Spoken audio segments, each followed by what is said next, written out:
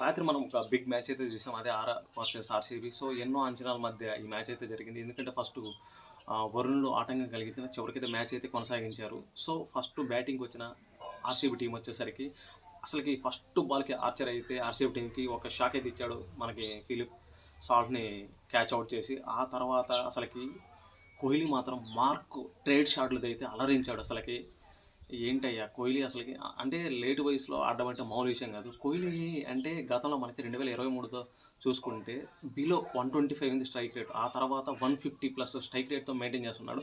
కానీ రాత్రి మాత్రం 7 ఫోర్లు కొట్టాడు. సో మామూలు ఫోర్లు కాదు, అంటే ట్రేడ్ షాట్లు అనమాట. ఏదైనా వరల్డ్ క్లాస్ బ్యాట్స్మెన్. ఆ తర్వాత మనకి రజిత్ పడిదార్ వచ్చాడు. అంటే ప్రతి ఒక్క బ్యాట్స్మెన్ రాత్రి ఫెయిల్ అయ్యారు అనమాట.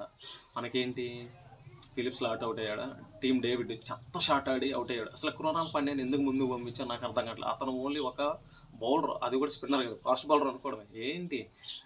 ఇంకా తర్వాత మనం చూసి రామడ్ షఫాడ్ వచ్చేసరికి అసలుకి రావడం ఫస్ట్ బాల్తో 6తో విరుచుకుపడ్డాడు. ఏది ఏమైనప్పటికీ మీరు రాత్రి ఒకటి గమనించాలి. అసలుకి అంత బిగ్ ప్లేయర్లు ఉన్న ఆర్సీబీ టీము 11వ ఓవర్లో 3వ బాల్, అంటే 12వ ఓవర్లో 3వ బాల్కి మాత్రం 6 కొట్టగలిగింది. అప్పుడు దాకా ఒక్క 6 కూడా కొట్టలేదంటే ఆర్ఆర్ బౌలింగ్ యూనిట్ ఎంత పటిష్టంగా ఉందో చూడండి.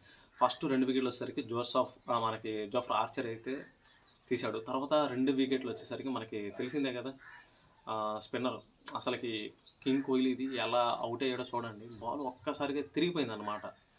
ఆ తర్వాత మళ్ళీ మనకు వచ్చేసరికి తర్వాత 2 వికెట్లు వచ్చేసరికి మనకి బ్రిజేష్ శర్మ అసలు నెక్స్ట్ లెవెల్ బౌలింగ్ వేశాడు. అంటే మనకి జితేష్ శర్మ వర్సెస్ బ్రిజేష్ శర్మ ఒక వార్ నడిచినట్టు అనిపించింది.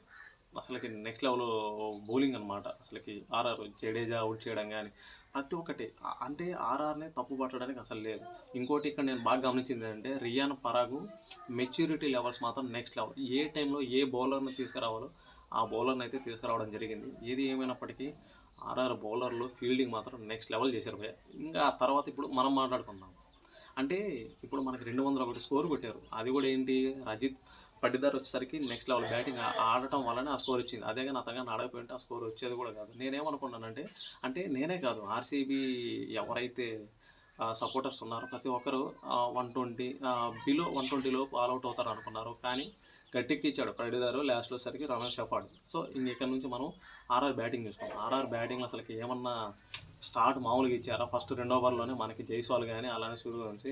సో జైస్వాల్ అవుట్ అయ్యాడు, ఓకే. తర్వాత సూర్యవంశీ వికెట్ తీయాలని మనం ముందే మాట్లాడుకున్నాం కదా గత వీడియోలో.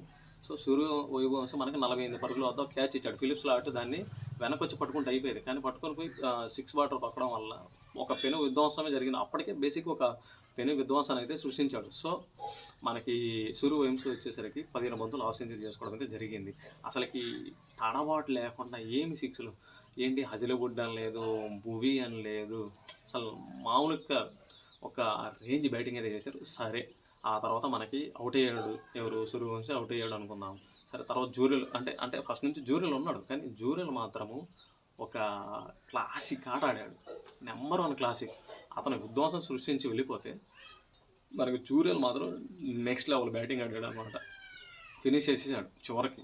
ఏంటి అసలుకి. సరే ఇక్కడ మనం బేసిక్ ఒక పర్సన్ గురించి మాట్లాడుకున్నాం, బౌలర్, అదే కృణాల్ పాండ్యా. అంటే వైభవ్ సూర్యవంశీని 104 స్పీడ్తో అవుట్ చేసాడు, అయిపోయింది. తర్వాత హెట్మైర్ వచ్చాడు. హెట్మైర్ ఎలా అవుట్ చేయాలని చెప్పేసి ఒక బౌన్స్ చేశాడు 115 స్పీడ్ తోటి. అసలుకి కృణాల్ పాండ్యా మాత్రం అతను స్పిన్నర్ కాదు బాబు, అతను ఒక మీడియం పేస్ బౌలర్ మాత్రమే. సో అతన్ని తీసుకురావడం అనేది మామూలు విషయం కాదు. ఏది ఏమైనప్పటికీ వైభవ్ సూర్యవంశీ క్యాచ్ డ్రాప్ చేయడం అనేది ఆర్సీబీకి ప్రధాన కారణం అనమాట ఓటమికి. సో అసలుకి వైభవ్ వంశీని మాత్రం తొందరగా ఇండియా జట్టులోకి తీసుకోండి. పెను సంచలనాలు సృష్టిస్తాడు. ఇంకోటి ఏంటంటే బౌలర్ల పైన తన యొక్క ఆధిపత్యాన్ని చలాయిస్తుంటాడు. మినిమం నాకు తెలిసి ఒక 20 సంవత్సరాల దాకా వైభవ్ వంశీ పేరు మాత్రం మారుమోగిపోతుంటుంది. ఏది ఏమైనప్పటికీ డిఫెండింగ్ ఛాంపియన్కి ఇది ఒక ఏమంటారు ఓటమి, అంటే తీర్చుకోలేని ఓటమి. సో ఆ బుడ్డోడు వల్లనే ఇదంతా ఒక విధ్వంసం అనేది సృష్టించాడు. ఏది ఏమిటంటే సరే కంబ్యాక్ నెక్స్ట్ మ్యాచ్లో మళ్ళీ ఆర్సీబీ గెలవాలని మనం కోరుకుందాం అంతే, సింపుల్గా. సో ఇంకోటి ఛానల్ ఫాలో కొట్టడం మాత్రం మర్చిపోదు.